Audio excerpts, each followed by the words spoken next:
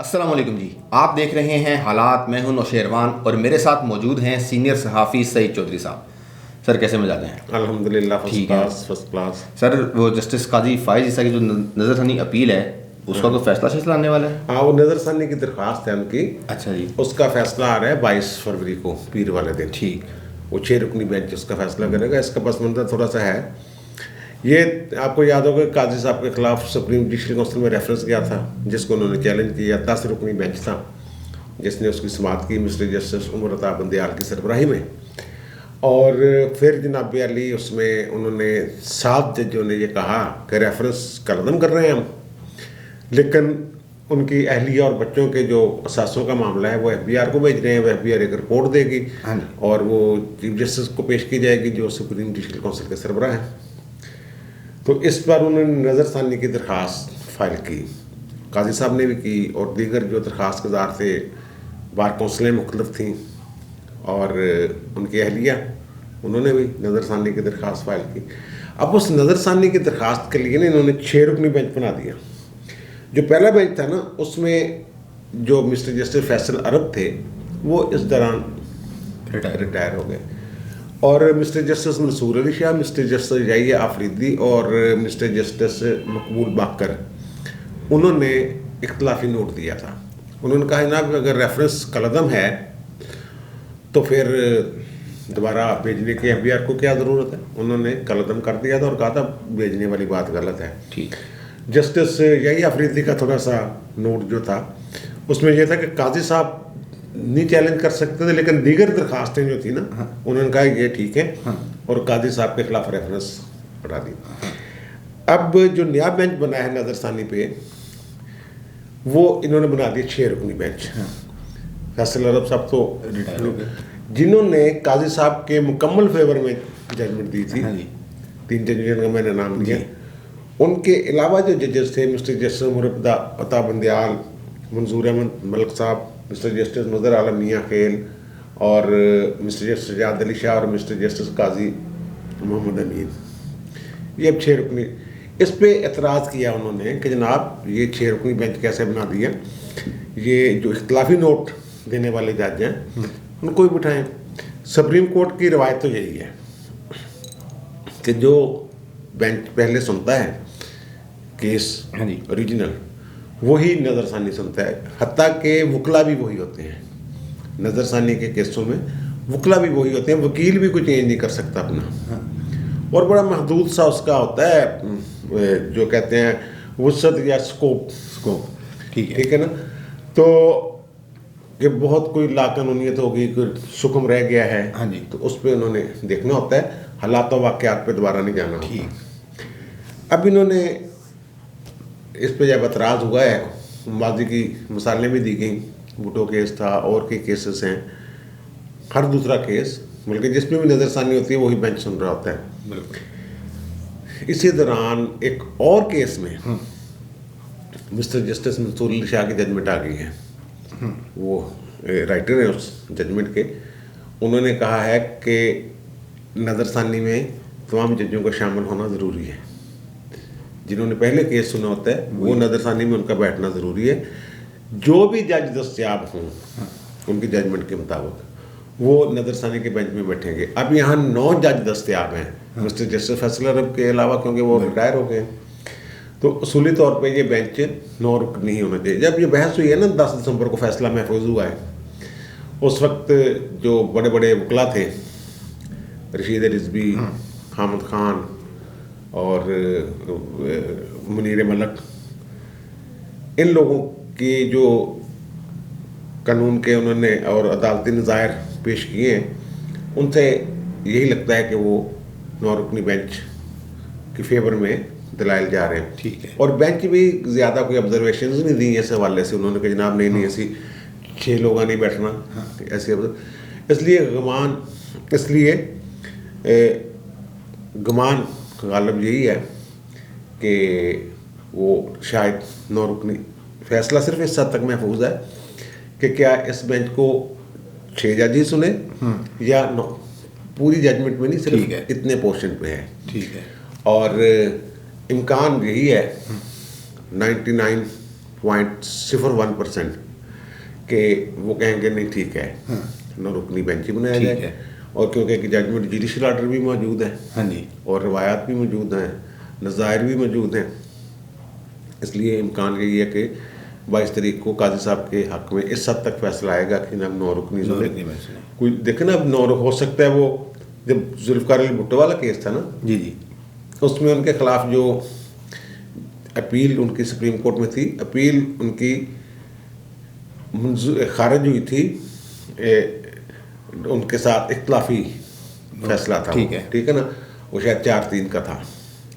3 जजों ने कहा था कि जनाब ये अपील मंजूर करके भुट्टो को बरी कर दिया था, 4 ने कहा था नहीं भाई हाई कोर्ट वाला फैसला बरकरार, फांसी वाला।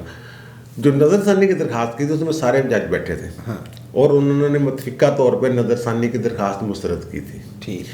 इसमें भी ये हो सकता है कि जो 3 जज हैं वो अपना ध्यान बदल लें। बिल्कुल। ये भी हो सकता है वो 3 जजों की वजह से बाकी 6 जज अपना फैसला बदल लें। ये तो एक तलवार लटका दी ना, ये तो सीधी सीधी बात है यार। आप एक चीज़ ये गलत है, आपके पास काजी साहब गए थे इसलिए कि जनाब मेरे खिलाफ ये रेफरेंस गैर आईनी तौर पे भेजा गया है, बदनीयती से भेजा। आपने कहा बिल्कुल ठीक है, बदनीयती से भेजा गया, लेकिन फिर वो उनकी अहलिया वाला बीच में कैसे डाल दिए? वो तो ना प्रेयर थी, ना अदालत के सामने उस तरह वो कोई मामला था। वो तो उन्होंने खुद ही सूट के उसको लाए। बिल्कुल। और फिर वो ठीक है, ये तो सर 22 फरवरी को फिर दोबारा बात करेंगे इस पे। ओके। आज जो दूसरा है मामला था वो ज़िमनी इलेक्शन जो हो रहा है और ज़्यादा शोर मचा हुआ है ये वज़ीराबाद और डस्का में।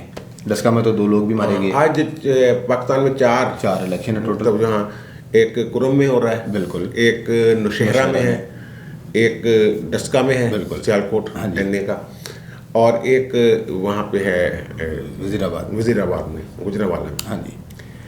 अब ये डस्के वाले में ज़्यादा शोर मचाओ। अभी वादी करीब में 4 इलेक्शन हुए हैं दिल्ली, और चारों ही पीडीएम वालों ने जीते हैं। बिल्कुल। ठीक है ना। हमने ये पेशगोई की थी कल, शायद परसों मैं गया था वहाँ, तो कल ही की है मेरे ख्याल यार, चलो जब भी किया है ये पेशगोई की थी कि जनाब ये 2 सीटें जो है नून लीग ले जाएगी, जो मैं देख के आया था वहाँ। और नौशहरा वाली ये जो सीट है वो पहले पीटीआई की थी। हाँ जी। उसके बारे में मैंने कहा था कि उसका भी खतरा है। बिल्कुल। अब तक जो नताइज आए हैं सामने, उनमें वो नून लीग वाला आ गया, पीटीआई वाला पीछे है, लेकिन फ़र्क बहुत थोड़ा है, 1000 का फ़र्क है जिस वक्त हम ये कर रहे हैं। ये रिकॉर्डिंग हो रही है। और वहाँ जो हमने कहा था कि वो जा रहे हैं, अब यार वहाँ झगड़ा पता क्या हुआ? हाँ जी। असूली तौर पे ये कर रही है हुकूमत पंजाब ज़ोर ज़बरदस्ती। सारा इनका फोकस ये है कि किसी के एनए वाली सीट निकल आए। इनके वजीर वहाँ थे, इनके कद्दावर सियासतदान वहाँ थे। अब महमूद रशीद साहब एक पोलिंग स्टेशन में दाखिल हुए हैं, वो कौन है, क्यों दाखिल हुआ है, कैसे हो सकता है पोलिंग स्टेशन में दाखिल? वो वोटर है वहाँ का? नहीं है। फिरदौस आशिक अवान साहब यानी ये ना बने हुए थे शटल कॉक। हाँ जी। वो साथ ही तो 20-25 मिनट का शायद फासला। हाँ जी। डस्का से वो वज़ीराबाद से डस्का, ऐसे जा रहे आ रहे और दरादर। अब जो फड्डा हुआ है ना, ये कहा जी एक टीवी चैनल, जो उनके टीवी चैनल्स हैं, अच्छा, ARY वगैरह सारे जितने भी हैं यार, अक्सरियत उन्हीं की, इवन समा ये वो फलानी, वो कहते हैं ख़वातीन के पोलिंग स्टेशन में मर्दों ने घुसने की कोशिश की, पुलिस ने रोका, वगैरह वगैरह। अब जो पोलिंग स्टेशन है वो मैंने वहाँ ज़ाहिर है लोगों से बात करनी थी, मैंने राब्ते किए, वो था मुश्तरका पोलिंग स्टेशन, ख़वातीन का भी और मर्दों का भी, और पोलिंग बूथ अलग अलग थे। हाँ जी। पोलिंग स्टेशन एक ही था। ठीक है। तो वहाँ उस्मान डार साहब पहुँचे हैं जी, आपके जिन्होंने रिजाइन नहीं किया कि मैं इलेक्शन जीत के दिखाऊंगा, इमरान साहब चलो तुम देखो मैं करदा की। पुलिस वाले उनके साथ थे, वो पोलिंग स्टेशन के अंदर चले गए। हाँ जी। अब हुआ ये कि जो नून लीग के वर्कर है वह तो सारे जानते हैं ना एक दूसरे को। नून लीग वाले बाहर है, उस्मान डार साहब अंदर है और पीटीए वाले अंदर है। ये मैं हकीकत बयान कर रहा हूं। सही है, ऐसे ही है। तो फिर वो ज़ाहिर है वो भी फिर रहे थे अपने, वो भी लड़ने हैं इलेक्शन। ठीक है ना, वो भी इलेक्शन लड़ते हैं, और वो वहाँ भी राना साहब और उधर राना सनाउल्ला वगैरह वो भी तो सारे उधर ही थे ना, पहुँचे हुए अपनी वारदातें डाल रहे थे, वो भी और वो भी डाल रहे थे। वारदात का मतलब यानी कि अपनी अपनी कोशिश कर रहे थे कि यार ये गड़बड़ ना हो। अब वो आगे हैं वो वाले आपके दोस्त नून लीग वाले, उनका भाई जी ये क्या दरवाज़ा खोलो, गेट क्यों बंद कर देता। और ये टीवी चैनल चला रहे हैं कि आसमान डार महसूर हो गए पोलिंग स्टेशन में। वो मामे कहा वो पोलिंग स्टेशन के अंदर लेने क्या गया था तू, बिल्कुल तुम्हारा वहाँ वोट है नहीं, अगर वोट है चलो अगर ओके। हाँ वोट है तो वोट डाल के 5 बजे बाहर आए। फिर इन्होंने धांधली ये की कि 5 बजे वो उन्होंने टाइम नहीं ना बढ़ाया इलेक्शन कमीशन ने, उनका जी ऐसे टाइम के अंदर अंदर आओ। कानून ये है कि पोलिंग स्टेशन के अंदर जो लोग होंगे टाइम खत्म भी हो जाए, वो चाहे रात के 10 बज जाए, वो वोट अपना कास्ट करेंगे। बिल्कुल 5 बजे सिर्फ गेट बंद होना होता है। बिल्कुल इन्होंने सहन जो है, जो वो डस्का कलां वाला एक पोलिंग स्टेशन था, सहन सारा खाली है। यानी जो मेन गेट होता है ना उसके अंदर जो सहन होता है वो उसका हिस्सा होता है पोलिंग स्टेशन का, वहाँ कोई बंदा नहीं है। बाहर एक लंबी लाइन लगी हुई है। वो कह रहे हैं कि ऊपर से कभी मुंह निकाल के कभी कुछ कहते हैं ना गेट खोलो 5 मिनट रहते नहीं 5 बजे नीचे तो सानू अंदर आने दो। बिल्कुल उनको अंदर नहीं जाने दिया गया। और जो आपके हैं महमूद रशीद साहब, शायद मैंने उनके बारे में बता दिया, उनसे पूछा जनाब आप किधर पाबंदी है उनके थोनों की फिर की। ठीक है। अब जो आपके फिरदौस आशिक कवान है, इन्होंने अली असजद मल्ली के साथ प्रेस कॉन्फ्रेंस की। बिल्कुल इनको इलेक्शन कमीशन ने दे दिया नोटिस। बड़ा वहीला कर रहे हैं, नोटिस नोटिस नोटिस। भाई जी इलेक्शन कमीशन साहब आपने फिरदौस आशिक को तो दिया नोटिस कि उसके खिलाफ, अली असजद मल्ली को क्यों नहीं दिया नोटिस कि आप उसका असर रसूख क्यों इस्तेमाल कर रहे हैं, सरकारी जो खातून है बिल्कुल सरकारी मशीनरी का इस्तेमाल, उनको नोटिस जाना चाहिए था कि भाई जी अगर आप होगा तो आपकी वो कैंसिल कर देंगे हम आपके कागजात नामजद की। बिल्कुल उनको नहीं दिया, इसका असर होना था, उनको नहीं दिया, उनको नहीं दिया नोटिस। और उन्होंने बीबी ने दूसरे दिन सुना फिर खड़का दी है प्रेस कॉन्फ्रेंस। ठीक है ना, ऐसे इलेक्शन हुआ है। लेकिन वो जो इतलात हैं वो यही है कि नून लीग वालों ने हर जगह मज़ाहमत की है। हाँ जी जितनी हो सकती थी उन्होंने मज़ाहमत की है। 2 बंदे शहीद हो गए, मैं तो शहीद ही कहूँगा। बिल्कुल बिल्कुल बेचारे वो भेंट चढ़ गए इनके जुल्म की। अब जो लड़ाई हुई है वो ही है इनकी वजह से, पीटीआई वाले समान डार साहब और ये वो पहुंचे हुए। ठीक है, ज़ाहिर है वो मज़ाहमत तो करनी थी ना। एक गैर मुतल्लका बंदा आके चोरी करने की कोशिश कर रहा है वोट, हाँ तो रोकना तो उन्होंने क्या करना था फिर? हाँ, यह तमाशा देखते रहते हैं, क्या तमाशा देखते रहते हैं क्या? बहरहाल देखें आप इसमें क्या होता है। थोड़ी देर में बेचारे जो शहीद हुए हैं उन पे ऐसे ही जैसे चले जाना है मामला। हाँ जी, कोई पूछने वाला नहीं है। चलें खैर सर आगे बढ़ते हैं बात। आज कौमी असम्बली का इजलास भी था, वहाँ भी बड़ी हंगामा हिजी हुई। यार ये ना हुकूमत जो है ना ये हर जगह वही काम कर रही है जो इन्होंने डस्का और वज़ीराबाद में किया है। अब जो असम्बली का इजलास है ना वो बुलाया गया है अपोजिशन की रिक्वेजिशन पे। अपोजिशन की रिक्वेजिशन ये थी, मुख्तलिफ मामला थे 2-3 छोटे छोटे, हुकूमत की नाकस कारकर्दगी, वे वो महंगाई फलां टीम। लेकिन सबसे बड़ी जो बात है, जो ऑर्डिनेंस जारी किया है इन्होंने ओपन बैलेटिंग वाला, सेनेट के इलेक्शन वाला, उस पर गौर करने के लिए ये रिक्वेजिशन थी। हाँ जी। अब जब इजलास हुआ तो वो कहते भाई जो ऑर्डिनेंस कितने ले आओ, हमने उस पर बहस करनी है। ऑर्डिनेंस ही नहीं पेश किया। वो कह रहे हैं जी अब कि जनाब अजलास अभी जारी है, क्योंकि अजलास के दौरान किसी वक्त भी पेश कर देंगे। वो स्पीकर ने भी थोड़ा सा स्टैंड लिया है क्योंकि स्पीकर को अपने मामला पड़े हुए खतरे कुतरे। तो उन्होंने कहा नहीं जी पीर वाले दिन हर सूरत पेश होगा। अब आइन का है आर्टिकल 89, वो ऑर्डिनेंस से एक मुतल्लक है। वो इसमें हमने बात की हुई है कि कितने उसका पीरियड होता है, सदर जारी करते हैं वज़ीर आज़म की एडवाइस पे, और 120 दिन उसकी उम्र होती है। और 120 दिन के बाद असम्बली चाहे तो उसको तौसीक़ कर दे या मुस्तरद कर दे या मंजूर कर ले तो फिर बिल ही बन गया वो। लेकिन उसके ज़ैली आर्टिकल जो है ना वो ये कहते हैं कि अगर कोई ऑर्डिनेंस जारी होता है और उसको मुस्तरद करने के लिए या नामंजूर करने के लिए कोई करारदाद पेश की जाए, बिल्कुल, और असम्बली सिर्फ असम्बली लिखा हुआ है, यानी कौमी असम्बली एक ऐवान, उसको मुस्तरद कर दे तो वो आउट गया। अब ये कहते हैं हमारी अक्सरियत है कौमी असम्बली में, ठीक है ना। उन्होंने ये ऑर्डिनेंस को मुस्तरद करने के लिए करारदाद पेश की जिस पे आपने इजलास बुलाया, बिल्कुल, तो फिर भाई उसको पेश कर देते, तो उस पर बात करते, ठीक है ना। पेश कर देते। बिल्कुल। पेश करने के बाद अगर मुस्तरद हो जाता तो ठीक है, हाँ अगर करारदाद मुस्तरद हो जाती तो फिर तो आपका वो वैलिड हो गया ना, वो 120 दिन के लिए चलेगा। चला गया। अगर नहीं हुआ, उल्ट हो गया, हाँ जी। तो फिर मुस्तरद हो जाएगा। तो आपको खौफ के आप ये पीर तक क्यों ले गए हैं? क्योंकि सुप्रीम कोर्ट भी कोर्ट भी चल वो रहा है। मामला जो है ना वो exactly। आगे सर सुप्रीम कोर्ट पे तो आना है मैंने, लेकिन उससे पहले ये बताएं कि अंडे दर्जन में मिलते हैं या किलो में मिलते हैं? यार आप लेके बैठ गए हैं बात। सर, वो मेरी बात सुन, कौमी और असेंबली मेरे- जैसा और संजीदा मेरे- फोरम। और मेरी जान बात जी, सुन, जी, जी। बात सुन। आप यहाँ से किलो खरीदते हैं जी जी इस पंजाब से, सेंट्रल पंजाब से, हाँ जी वो दर्जन के हिसाब से मिलते हैं ना? हाँ जी दर्जन। बिल्कुल। आप थोड़ा सा आगे चल गए इस तरफ जनूबी पंजाब की तरफ, मुल्तान, हाँ खानेवाल से ही, बल्कि वहाँ तोल के किलो के हिसाब से मिलते किलो के हिसाब से बिकते हैं, ठीक है ना? अंडे अगर जबान लड़खड़ा गई हाँ। उसकी, हाँ ठीक है ना, पहले जरदारी की और सॉरी बिलावल की जबान जरा आगे पीछे होगी, अब तो इस पे लेके बैठ जाते हैं, खुद जो मर्जी करते रहे, हाँ। जो मर्जी बोंगियां हाँ, मारते रहे। जबान अगर नहीं मिलाते। देखे ना, कल हमने जो हम कर रहे थे तो हमने कहा था कि गैर जानबदार होना चाहिए सहाफ़ी को, हाँ। लेकिन गैर वो कोई आवाज़ का मसला हो गया या क्या हो गया, वो गैर हो गया, जानबदार होने बिल्कुल, चाहिए। बिल्कुल। लेकिन हमारे दोस्तों ने तो वो हमें नहीं पकड़ा हाँ। कि यार सहाफ़ी हो गैर जानबदार गैर जानबदार होना चाहिए। बिल्कुल। तो इस बात को लेके बैठ के वो सुप्रीम कोर्ट में अभी जो आप बात कर रहे थे, बिल्कुल बिल्कुल वो हाँ इस्दार की रेफरेंस। एजाज अल हसन साहब को रज़ा रहमानी ने कहा कि जनाब माय लॉर्ड एजाज अल हसन, हाँ अब जज साहब गुस्सा कर गए, उनका मेरा नाम एजाज अल एहसन है। जो एजाज अल एहसन साहब है, ये कानून यही है कि जज को उसके पूरे नाम के साथ पुकारा जाए।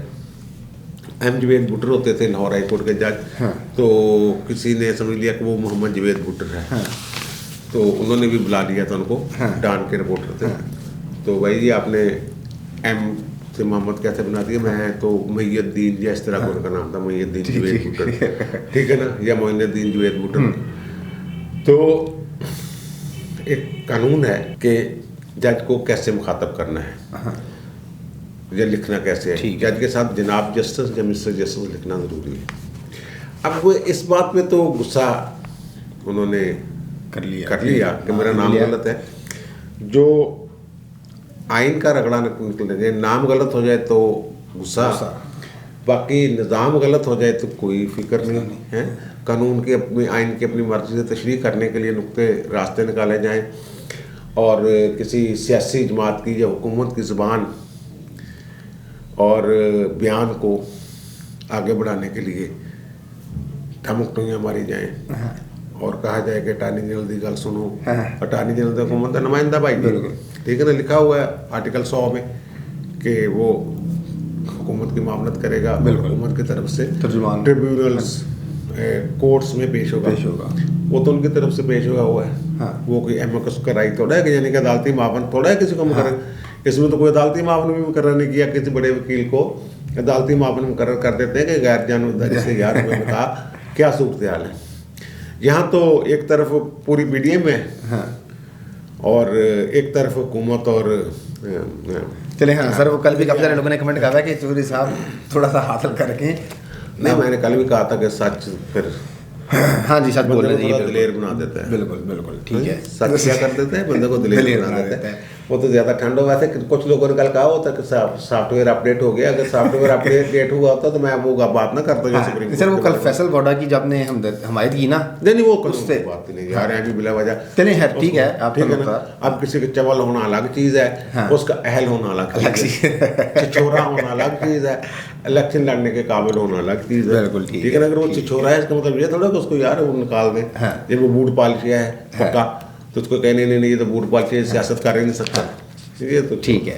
चलिए सर, आज इमरान खान साहब गए थे गाजी बरोथा में, शजरकारी मुहिम का इफ्तिताह किया उन्होंने वहाँ पे। अच्छा जी। और यार वो उन्होंने एक ट्वीट किया था कि ये देखें जनाब, उसका पुराना है लिबर्टी चौक। हाँ एग्जैक्टली है लिबर्टी का ये पुराना चौक है, और ये शजरकारी जो हमने की उसके बाद वही वो गूगल करके देख ले, मैं तो रोजाना वहाँ से गुजरता हूँ, ठीक है ना। वहाँ तो दरमियान में एक 12 दरी सी बनी, बिल्कुल ठीक है ना। बाकी सारी घास घूस है और पौधे पुराने जो एल वो इन्होंने PhD वगैरह लगाए हुए। हाँ जी। वहाँ जाके देखें तो कहाँ है। हाँ सर वो यार इसको शर्म ही नहीं आई यार इन लोगों को कि वो लिबर्टी चौक में कहाँ था। हाँ वो कहाँ पौधे लगे हुए नहीं लगे हुए वहाँ। उस तस्वीर में पार्किंग नजर आ रही है चौक के इर्द गिर्द, यहाँ पे चौक के इर्द गिर्द पार्किंग है ही नहीं। पता नहीं कहाँ से लेके कौन सी बना रही है, और लिखा भी हो लिबर्टी चौक। हाँ बिल्कुल। कौन सा लिबर्टी चौक है वो यार। सर वो 12 बजे से पहले किया था। आज क्या उन्होंने सर आज उन्होंने एक दो बातें की। उन्होंने कहा जी नवाज शरीफ लगता ही नहीं कि ग्वालमंडी में पैदा हुआ था, ये तो लगता है बचपन से बरतानिया में रहता है, जो उसका शहाना अंदाज़े ज़िंदगी है। अच्छा। और इसहाक डार साहब लगता ही नहीं कि साइकिल बेचने वाले के बेटे हैं, ये तो लगता है कि इनके वालिद की मर्सिडीज़ों की दुकान थी। और दूसरी जो बात उन्होंने की, उन्होंने वही बातें की। उन्होंने कहा अगर यूँ हो जाता तो वो कर देते, वो हो जाता तो ये कर देते, यूँ करेंगे तो वो हो जाएगा, वो करेंगे तो ये हो जाएगा। यार ये बताएं आप, किसी मुल्क के वज़ीर आज़म की ज़बान है ये नफ़रत की बुनियाद पे इनकी खड़ी है सारी जमात। बिल्कुल। और नफ़रत की बुनियाद पे ये हुकूमत करना चाह रहे हैं।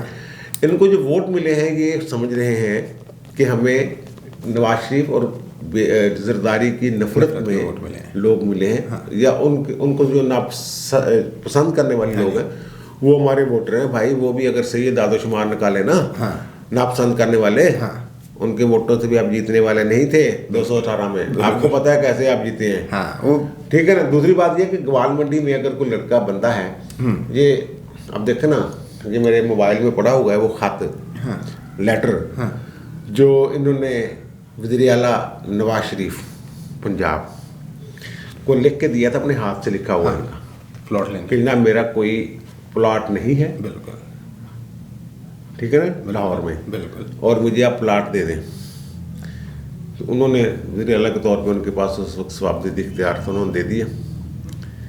और उस वक्त ये ज़मान पार्क में ही रहते थे, घर इनके पास था। झूठ बोला इन्होंने, उस पर कोई नहीं पूछा। और मैं तो हैरान हूँ उन पे, नून लीग वालों पे, कि उन्होंने ये इसका झूठ एतराज़ जो दस्तावेजी सबूत है वो क्यों पेश नहीं किया। रिकॉर्ड मौजूद है बिल्कुल LDA में, लेकिन वो पता नहीं क्यों कैसे मौज में थे वो। या वो कहते होंगे कि हम आपको नेकी जो है उधार नहीं करना चाह रहे। ठीक है ना। अब ये गए ग्वालमंडी में। भाई ग्वालमंडी से बंदे उठ के, वो जो आपके दोस्त हैं आसिफ जरदारी के समधी, हाँ जी, वो कहाँ से गए? यूसुफ साहब, आप अभी अंदरून से उठे हुए हैं। कहाँ से उठे हुए हैं? ठीक है ना। अब वो आप उनसे कहें, उन्हें कहें कि भाई जब ये कुम्याई गई है ना अतफाक फाउंड्री वगैरह, उस वक्त जब दुनिया की खासतौर पर बरसगीर पाक हिंद की जो पहली 5-6 थी ना बड़ी, उनमें इनका शुमार होता था। बिल्कुल। पाक हिंद में। बिल्कुल। और दुनिया में ये फर्स्ट 100 जो हैं उनमें इनका था। पीको भी एक बड़ा अदारा था। हाँ जी। तो अब ये बात करें ग्वालमंडी और अंदरूनी शहर पार्टी शाटी की। हाँ जी। अगर पार्टी शाटी की बात करें तो वो तो यार आपको पता है, चुरा चुरा मार देते हैं, लड़ाके से होते हैं। हमारी एक बड़ी अदालती शख्सियत थी, उनके दादाजी की उधर ही दुकान थी। ठीक है ना। ठीक है। वो अराई फैमिली है हमारी। ओके। तो वहाँ कोई मसला हो गया। तो उन्होंने जनाब कोई कहा कि ये काम अगर हो गया तो मैं तो जनाब ये नहीं करने दूंगा वगैरह वगैरह। सरकार के साथ सरकार ने कोई रूट शूट बना दिया था वहाँ, उनका यहाँ तो मैं नहीं चलने दूंगा। भाई वो निकले हैं, अकेला बंदा, वो कहते नहीं कि कर लेना कल्ले बंदे ने। उसने अपनी ऐसे नीचे बैठे, छोटी सी चौकी रख कर उसमें बैठे, चौकी नीचे छुरा रखा हुआ था। छुरा निकाला है और 40 जख्म दिए उसने, खूंखार हो गया। ठीक है ना। और दोबारा फिर वो जो चाहते थे वही हुआ। तो इसमें क्योंकि मसला का थोड़ा सा मामला है, इसलिए मैं इसको इस तरीके से बयान नहीं कर रहा हूँ। ठीक है। तो अभी इस तरह के जो मार रहे हैं बोंगियाँ जनाब, ये वो अगर वो CA करके आ गया बंदा बाहर से, स्कॉलरशिप पे पड़ा है, या बाप ने कुछ ज़मीन बेची है, प्लाट बेचा है, कुछ भी किया है ना। बिल्कुल। हिसाबदार नहीं। बिल्कुल। ठीक है ना। तो वो जनाब आप कहेंगे उसकी जो चार्टर्ड अकाउंटेंसी की फर्म है, हाँ जी, इनसे पता करें ना कि इनके अब्बा जी जो कमाते थे, ठीक है ना, जितना पूरे साल में बतौर सरकारी अफसर, वो एक दिन में उतनी फीसें लेते हैं। हाँ, चार्टर्ड अकाउंटेंट। ठीक है ना।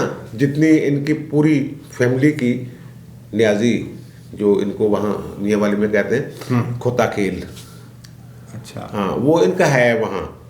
वो मुझे बता रहे थे अफजल आजिज, वहाँ बड़े मशहूर शायर हैं। हाँ जी। वो इनके इलाके के हैं। वो बताते हैं कि इनको खोता खेल के नाम से मशहूर हैं।